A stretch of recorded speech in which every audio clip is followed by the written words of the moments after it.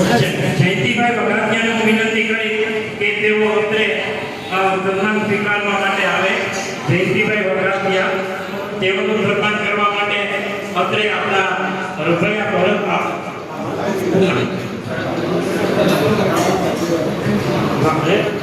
ભરતભાઈને વિનંતી કરી કૃષ્ણભાઈ ભાલારાને વિનંતી કરી કે તેઓ અત્રે સન્માન સ્વીકારવા માટે આવે. તેમનું સન્માન हमारा विद्यार्थी द्वारा તેમનું સન્માન કરશું. રોહિતભાઈ તેમનું સન્માન કરશે.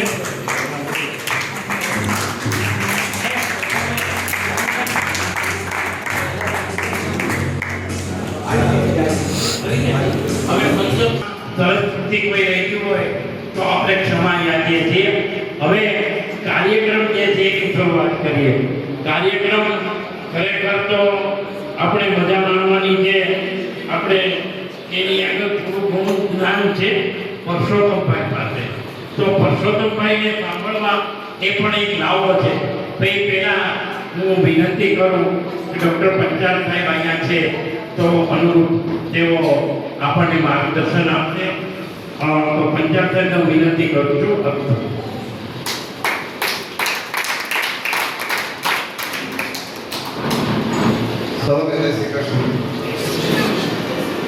આજે મને ખૂબ આનંદ થાય છે કે મારા પરમ મિત્ર પુરુષોત્તમભાઈ ભાયાણીનો 78મો જન્મદિવસ છે અને આજે સરસ સુંદર સંસ્થા છે અંશાળા જેમાં એનું હાર્દિક સ્વાગત થાય છે. અને વધારે ખુશી એવું છે કે હું પણ એમની હાજર છું ત્યાં ઉજવણીમાં. અને અમે 12મા ગયા છીએ સ્કૂલમાં પ્રાથમિકથી અમે સાથે સ્કૂલમાં અભ્યાસ કરતા હતા.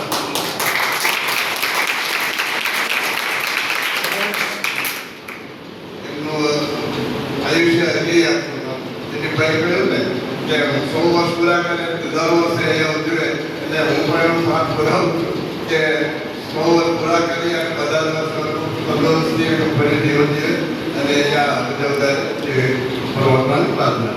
જય શ્રી માનવ સેવાની માને જગાવનાર ડૉક્ટર પંચાલ સાહેબે શરૂઆત રોટરી ક્લબથી કરેલી અને આજ સુધી પર્યંત એ સેવા એને ચાલુ રાખી છે. એટલે એના કોઈ પણ રોટરી ક્લબના કાર્યક્રમ હોય તો પંચાલ સાહેબની હાજરી અને માર્ગદર્શન ન હોય એવું ન હોય તો એના માટે એકવાર જોરદાર તાળીઓથી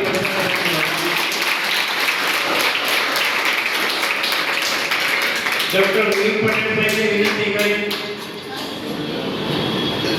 શુભેચ્છા આપી દો.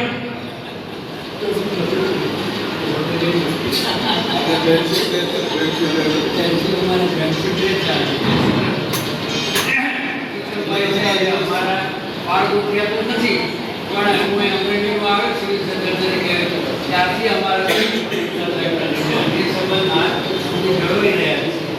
એમના વતનમાં અમને વારંવાર આમંત્રણ આપે છે.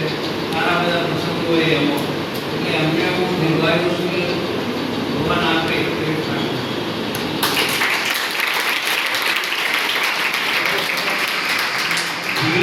હોય અને સંબંધો રાખવા અને પાછા જાળવવા એ બધું કઠણ છે. નિવૃત્તિ આપત્તિ તો એની બદલે આજના આવા પ્રસંગમાં જન્મદિવસ હોય અંધશ્રાવાનો કાર્યક્રમ હોય એમાં આવ્યા એ માટે આપણે વી પટેલ સાહેબનો પણ અત્રે આભાર માનીએ છીએ. હવે મધ્યસ્થ મહાનુભાવોમાંથી થોડી વિનંતી કરી જીવનભાઈને વિનંતી કરી કે તેઓ પોતાના પરિવારનો જે પ્રસંગ હોય તો જીવનભાઈને એનું નામ આમ તો જીવન છે બીજાને જીવન આપી શકે. બરોબર છે? એટલે એ તો પોતે આપણે જીવનભાઈ વતી કહીએ કે મોટા છે ને તમે હા એટલે મોટા ભાઈને દીધા એટલા માટે અને આ પ્રસંગને અનુલક્ષીને એના પરિવારનો માહોલ હોય એ રીતે જીવનભાઈ અત્રે અહીંયા માર્ગદર્શન આપશે.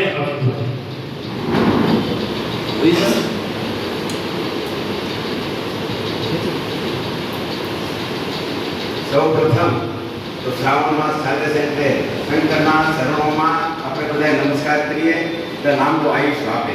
શંકર ભોળાનાથ છે ને એ તો નાશ કરતા છે, વિઘ્નહર્તા છે, ગણેશજી નાશ કરતા છે. છતાંય આજે આપણે પવિત્ર શ્રાવણ માસ નિમિત્તે એમના ચરણોમાં મંગળ પ્રાર્થના કરીએ અને આજે આ અંધજન આ બ્લાઇન્ડ ભાઈઓના ચરણોમાં તો મસ્તક નમાવવાનું મન થાય છે, મન બુદ્ધિના બાળકોના, અને એ તો કુદરતની દેન છે. 32 લક્ષણો આપવો એ કુદરતના હાથમાં છે અને આવું અપંગતા આપવી એ કુદરતના હાથમાં છે. છતાંય આવા એક સંસ્થા ચલાવતા ભાઈ શ્રી દિલીપભાઈને હું ખૂબ હૃદયથી એનો આભાર માનું છું. અને આવા પ્રસંગે મારા મોટા ભાઈ જેને આજે 77 વર્ષ પૂરા કરી અને આજે નવા વર્ષમાં પ્રસ્થાન કરે છે, પ્રભુ પાસે પ્રાર્થના કરીએ. દિલીપભાઈ આપણે કીધું કે આપણે 101 વર્ષ નહીં પણ આપણે એને 121 વર્ષનું આયુષ્ય આપે, એને નિરોગી આયુષ્ય આપે એ પ્રભુ પાસે પ્રાર્થના કરીએ છીએ. અને આ પ્રસંગે પધારેલા આપણી વચ્ચે મારા ભાઈના તો એ નાનપણના ગોઠિયા ભાઈ શ્રી પંચાલ સાહેબ, પટેલ સાહેબ અને આ વિઠ્ઠલભાઈ અમારા ગીરનગરની સંસ્થામાં હારે અમે રહ્યા છીએ અને ખૂબ ભણ્યા છીએ. 1966 થી 1968 સુધી હું પણ તે વખતે ઓલ એસએસસીમાં મેટ્રિક્યુલેશન છું, છતાં પણ હું ભણી ન શકતો કારણ કે ઘણા એવા પ્રોબ્લેમ હતા. એટલે એવા આ સરસ મજાના માહોલમાં અમારા ભાઈશ્રીએ એના મનમાં એવું ઉદ્ભવ થયો કે મારે આ નાઈટ ભાઈઓને જમાડવા છે, આ મનબુદ્ધિના બાળકો છે એને જમાડવા છે. એટલે આવું સ્વપ્ન અને આવું વિચાર આવું ને એ પણ આજે આ ભગવાનની કૃપા હોય ને તો થાય છે, નહીંતર થતું નથી. માણસની પાસે પૈસો તો પુષ્કળ હોય છે પણ એને વાપરવાના રસ્તા બીજા અનેક હોય છે. એટલે કહેવાનું મારું તાત્પર્ય એ છે કે આપણે પ્રભુને તો કઈ સંપત્તિ આપી હોય તો એ સંપત્તિમાંથી એક રૂપિયો એક પૈસો પણ જો પરમાત્મા વપરાય ને તો ભાઈઓ હું તો એવું માનું છું જેવી કહે છે કરણી તેવી તરફ વળે છે. બધો લોક ગળા પુરાણો અહીં નો અહીં મળે છે, સ્વર્ગ અને નરક જેવું બીજે ક્યાંય નથી. આ જન્મમાં છે.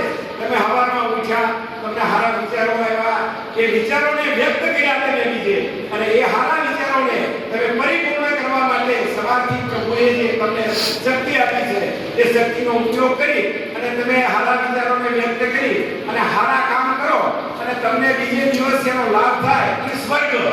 અને બાકી હવારમાં ઉઠીને એમ કે આજ મારે ફલાણા ભાઈ પાડી દેવો છે અને એવા વિચાર આવે અને એ શક્તિ તમે બીજે વાપરો તો એ તમારી શક્તિ છે ને એ વેડફાય છે.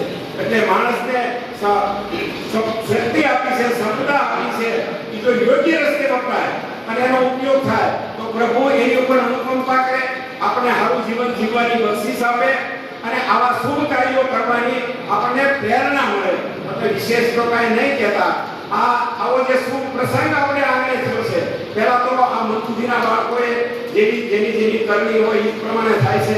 બાકી તો કોઈનું કાંઈ આવતું નથી. બાપનું દુઃખ છે દીકરો લઈ શકતો નથી, દીકરાનું દુઃખ છે બાપ લઈ શકતો નથી.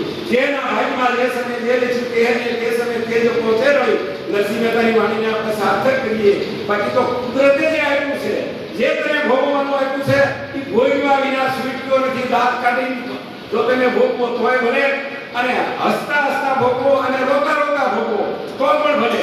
અને અમે બંને ભાઈઓ તો વિઘ્નગર ભેણાતા અને ઈ એના તેના દિવસો કરતા હા એની હું વાત કરી. મારે અત્યારે આ નાના છોકરાઓના ખિસ્સામાં મોબાઈલ હોય. હું તમને એનો એક જ દાખલો આપું. 4 વર્ષ ભેળો છો 66 થી 68 સુધી અને ફક્ત મારું રાજકોટ કેન્દ્રમાં અમે એસએસસી નું બોર્ડ ત્યાં પરીક્ષા દીધી હતી અને એ 4 વર્ષનું ખર્ચ મારે 1000 રૂપિયા હતું.